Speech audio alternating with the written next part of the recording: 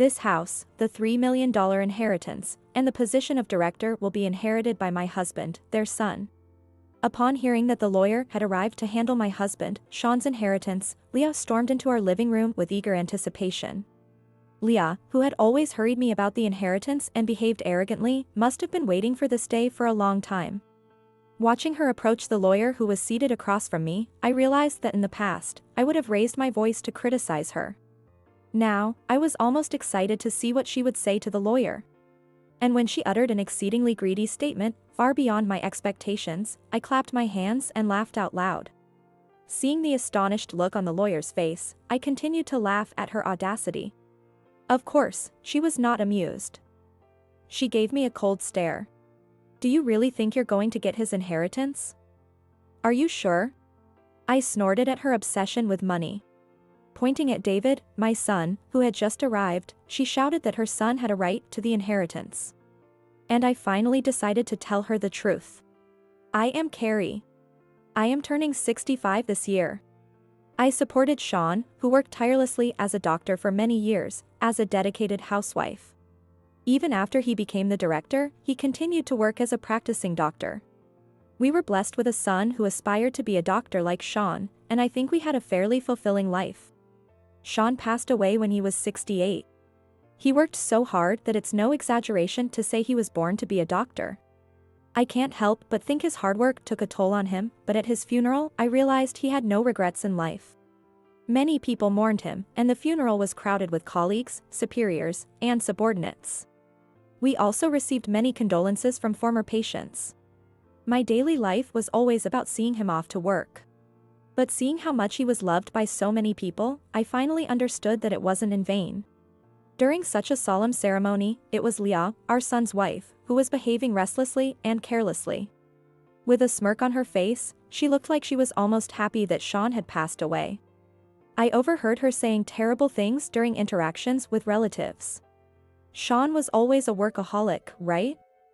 He probably didn't have time to spend money, so he must have saved a lot. Hearing such words from right behind me, I couldn't believe my ears.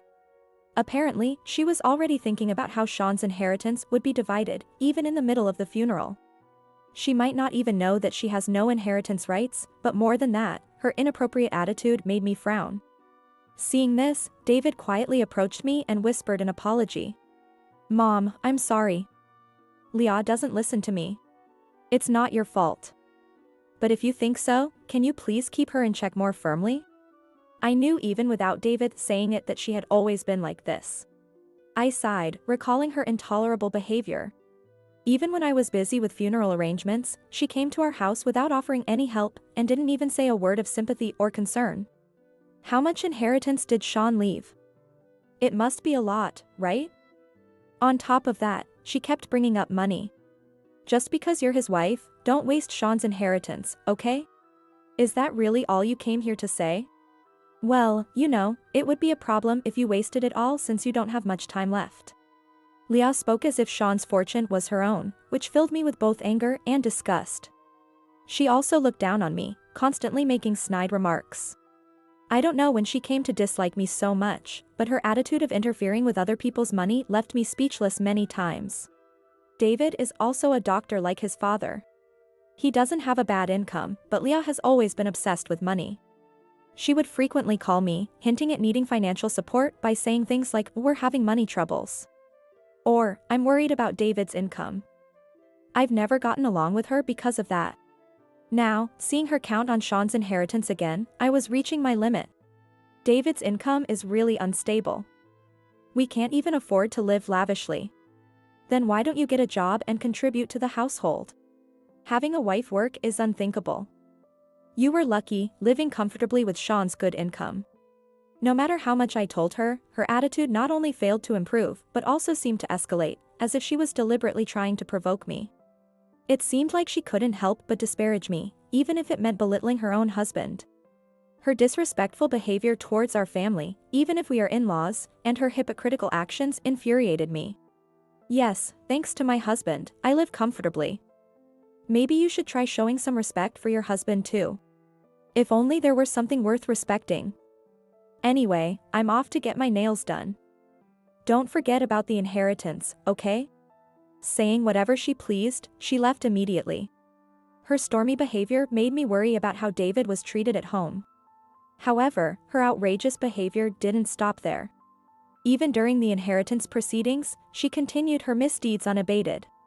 After the funeral, she would frequently visit, repeating, "Is the inheritance ready yet?" like a parrot. No matter how many times I explained that the process takes time, she would conveniently forget and keep pestering me. I had told her before that she had no authority over the inheritance, but she ignored me completely. She seemed to believe she would somehow get a large sum of money. David probably promises her a share of his inheritance. If that were all, I might not have intervened, but Leah even tried to take valuable items from our house. Hey. That's my necklace. What do you think you're doing? It's fine, isn't it? We're family. Let's get along. I refuse to get along with a thief. Consider it an advance on the inheritance. I'm waiting patiently for you, you know. No matter how many times I told her to stop, she never listened. When she took a necklace Sean had given me, I finally had enough and stopped letting her into the house. David continued to apologize on her behalf, but never actually stopped her, and I didn't expect him to. With no time to dwell on the loss of Sean's gift, her malicious harassment continued. When I stopped letting her in, she started telling her friends that I was an evil mother-in-law who wouldn't let her visit. Neighbors who sympathized with me would offer a strained smile and say, "It must be tough." I don't know why I had to be disliked so much. The last straw was a strange envelope in our mailbox. Opening the already opened envelope gave me a chill. It was mail addressed to Leah and David. As retaliation for not letting her in, she had her credit card bills sent to our house. The bills detailed extravagant dining and exorbitant online shopping, making me shudder. Hey, why is her credit card bill in our mailbox? I don't know. Don't ask me. And why is she spending so much when she's always complaining about money? Well, actually, I'm broke right now. Mom, could you pay this for me? Calling David to complain. I was shocked when he, seemingly influenced by her, made an outrageous request, leaving me speechless and shaking my head. Why would he think I would help them? How could he ask me to repay? Even he can't return what his wife had stolen? I criticized David for his convenient memory and careless attitude. Our support for you two is over. Why are you still burdening your parents at your age? But there's Dad's inheritance, right? You can't spend it all, so help us out. The nerve of you two is unbelievable. You're perfect for each other. Never contact me again. Feeling his casual attitude even over the phone, I raised my voice to reprimand him. I hang up and throw the bill in the trash. I felt dizzy thinking Leah had purposely placed the bill in our mailbox, intending for me to pay it. Could they really be planning to get the inheritance? What should I do, Sean? Holding a picture of him, I found myself asking aloud. My anger and disappointment with David and Leah were so mixed up that I didn't know whether to be angry or depressed. I was worried about whether I could proceed with the inheritance. I struggled to reassure myself. I hoped they would eventually face consequences. The terrible attitude of them left me burdened with frustration as I proceeded with the paperwork alone. What offered me a lifeline was a will Sean had left behind. Reading his will, I decided to exact a bit of revenge on them. Thank goodness. You really were on my side, I said, feeling a sense of calm return as I gazed at the will. Determined not to simply comply with their demands, I clenched my fist. I decided to deliver a significant blow to them at the right moment. Feeling relieved by the thought of retaliation, I completely forgot about Leah's credit card bill. Although I had no intention of doing anything about it, she must have realized I had ignored it because she called me. Despite telling her that the inheritance process was still not completed, she accused me of delaying just to keep the inheritance for myself. And she continued to insult me. It's because you keep withholding the inheritance. I'll wait a bit longer, but don't forget to pay the bill I left in your mailbox, okay? Enough with the jokes. Why do you think any of that money is yours? Of course, because David is your son. It's only natural. She laughed, as if mocking my ignorance. Being our son does grant David inheritance rights. Generally speaking. However, despite her accusations, I had not yet told them the crucial details written in the will. Even though it's something they should already know, given their tendency to twist facts to their favor, they likely hadn't considered it. I eagerly awaited the perfect moment to deliver a crushing blow. Finally, the moment came. That happened when I explained the situation to the lawyer and arranged for his assistance at the end of the proceedings. After explaining the situation to the lawyer and finalizing the paperwork, I contacted David. As expected, Leah rushed to our house upon hearing the mundane message. Seeing her walk in without hesitation through the purposely unlocked front door, I struggled to suppress my laughter. Finally. I was tired of waiting. "You've been stalling the process and withholding the inheritance," she said. "Leah, what brings you here? Is this the lawyer?" "I'm Leah, Sean's daughter-in-law," she said, ignoring me and quickly approaching the lawyer seated across from me. In the past, I would have raised my voice in frustration, but now I waited for her to speak. Excited to see what she would say. "This house, the $3 million inheritance, and the position of director will be inherited by my husband, their son." Sorry. Her greed surpassing my expectations, I clapped my hands and laughed out loud. Seeing the astonished look on the lawyer's face, I continued to laugh at her audacity. She glared at me coldly. "What's so funny? Are you upset about losing the inheritance? How did you come up with the $3 million figure? Where did that come from? Sean was a doctor, wasn't he? Of course, he would have that much. You haven't spent it all, have you?" Snorting at her obsession with money, I responded. Even though the money I inherited was none of her business, she couldn't stand the idea of me having it. "I warned you. Don't spend it recklessly just because you don't have long life left. The nerve of you to say such things to an in-law. I've warned you all along that you have no rights." Wearing the necklace she had taken from me, she glared accusingly. But I had no intention of yielding anything to her. Clenching my fist, I resolved not to lose to her greed. Pointing at David, who had arrived later, she shouted, he had inheritance rights. I finally decided to tell her the truth. "You two aren't entitled to any inheritance, are you, David?" "What? Why? Don't you know? Seriously? Are you still on about that?